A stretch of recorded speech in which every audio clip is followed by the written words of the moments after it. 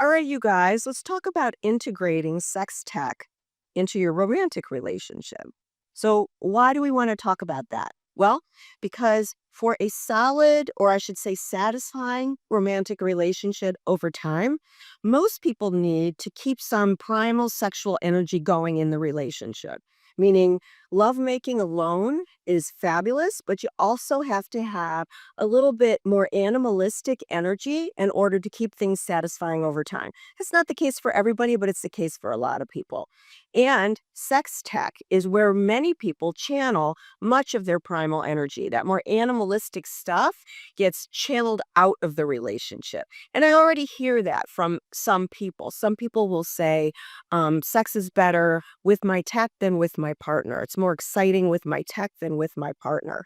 And as tech gets more advanced, you probably want to avoid that because most people really do want their best sex to happen with their partner.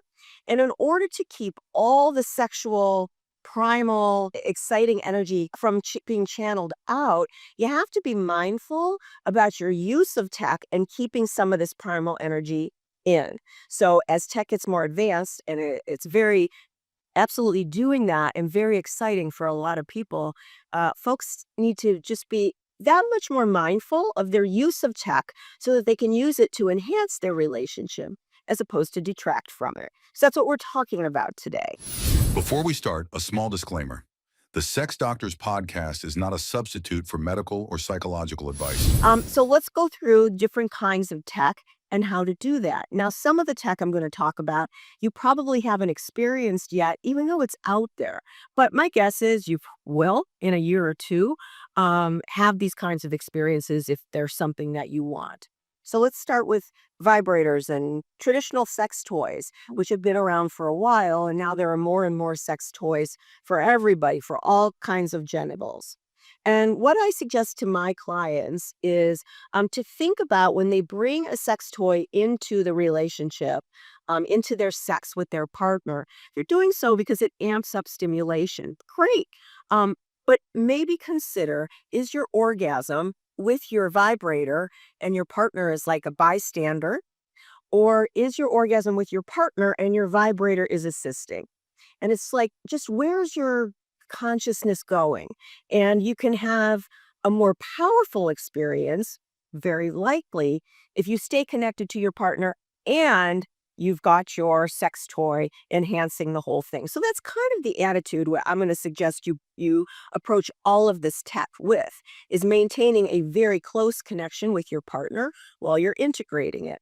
Now, I also want to say not everybody's going to be interested in this stuff, and that's fine. Some of it's going to seem crazy to some people, particularly people who haven't grown up with like playing video games and stuff like that. So that's fine. It's really not going to be for everybody. But for most people, keeping some primal energy into that relationship is important, and this is a way to do it with all this tech that's out there. Okay, so we talked about sex toys. So let's talk about porn now. Also, pretty common, frequently used, and pretty typical. So people see it on their phones, they see it on their computer screen, whatever. So, um, porn, it can be challenging for people to bring into a relationship because people are worried they don't want their partner to feel threatened. Their partner doesn't like the porn, the stuff they like. They're afraid their partner's not going to like these kinds of things. So, if you haven't already integrated porn in whatever way, start slow and mindfully. So, if everybody's willing to try this, then you might want to be looking at porn sites that are paid. They're for women. There aren't many of them, really very few, but they're not hard to find and they're not that expensive. And you're going to have a different variety of porn generally to choose from. So that might be a great place to start. And don't try to tackle it like all in one evening. Watch like 60 seconds of it, just a minute. And then generate some energy and bring it into the room with you and see how that can enhance your experience with your partner. But stay connected, because if your partner feels like all your energy went to that porn, it's going to be difficult. You have to be conscious about staying connected to your partner, and it may not work. So, but you want to take it slow and steady, and see where that takes you. Now, VR porn is amped up porn. And for those of you who haven't tried it, it's amped up because it's very immersive. So people feel like they're in the experience, like whatever they're seeing through their VR glasses is actually happening to them or is in the room with them. So it amps up excitement considerably. There's a lot of research on that now. So the way you would integrate VR porn into your relationship if you feel like experimenting is only one person at a time can use the glasses. So that's where it can get tricky is only one person can see what's going on. So if you have the volume up loud enough, your partner can hear what's going on, but they're not going to see what you're seeing. It's not gonna appeal to everybody, but if you wanna try it, you think of it kind of like a threesome or whatever, like a group sex experience. The person with the glasses can talk about their experience of what they're seeing. The person listening can hear what's going on in the room, this kind of thing. And so you experiment with different kinds of VR porn to see what might be appealing to everybody. And another option with VR porn, if everybody's comfortable, is one person can watch it on their own, generate sexual tension, and then bring that primal energy back to the romance. So that's another way to use VR in a way that can enhance your relationship with your partner. Now, another kind of tech that's newer are chatbots, and chatbots are computer programs that there are so many different kinds. But if we're talking about sexual kinds, they can sext, they can send naked pictures of themselves. They can even have video calls with you or like phone calls with you. It depends on the platform and how much you're willing to pay. So that could be potentially like another threesome experience if you want it to be. They could be on a video or talk to you and or sext while you're with your partner.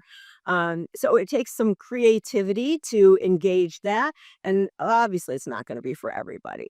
But once again, it might be something, it could be something that you can do on your own and then bring that primal kind of excitement back to your partner. So that's also an option of integrating that tech in your relationship and enhancing your human relationship. And finally, I want to talk about platforms that allow people to see and engage live sex shows. So that's like OnlyFans or FanView. There are other platforms as well. And for those of you who haven't seen this, so a sex worker can kind of engage in real time with people watching.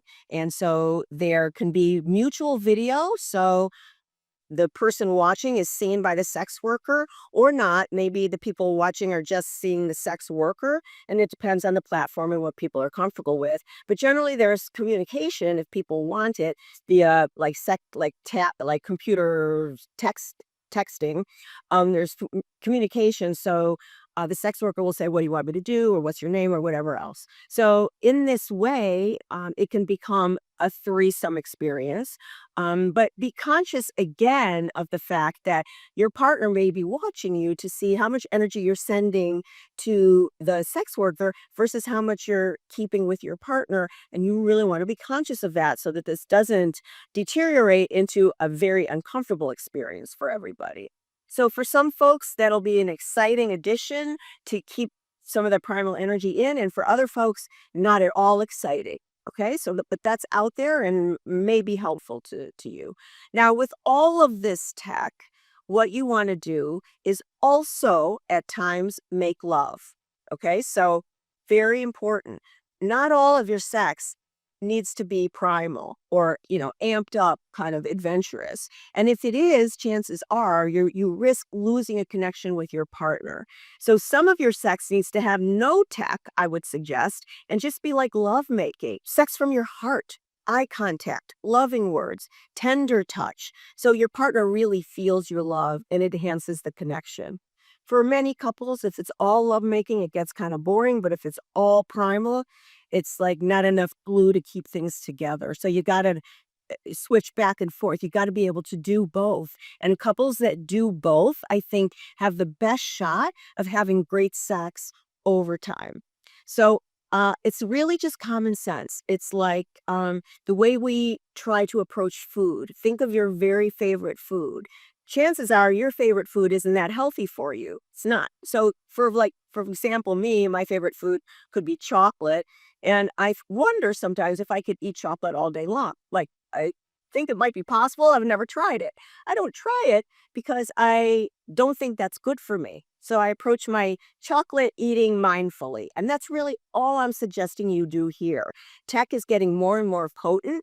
So as it amps up, in order to use this to enhance your connection, you want to be mindful of your use with it. That's all this is. So it really is pretty straightforward. Just be mindful. And where to start? Maybe you start by watching this video with your partner and see what their reaction is. If they're not into it, that's that's not unexpected. Many people are going to feel like this is all not in their wheelhouse. But you may want to use this to start a dialogue that about what could be in their wheelhouse so that you can bring some primal energy into the experience together. So have great sex. Have great sex because it's not only fun, but it's good for your relationship and it probably will make you enjoy life more.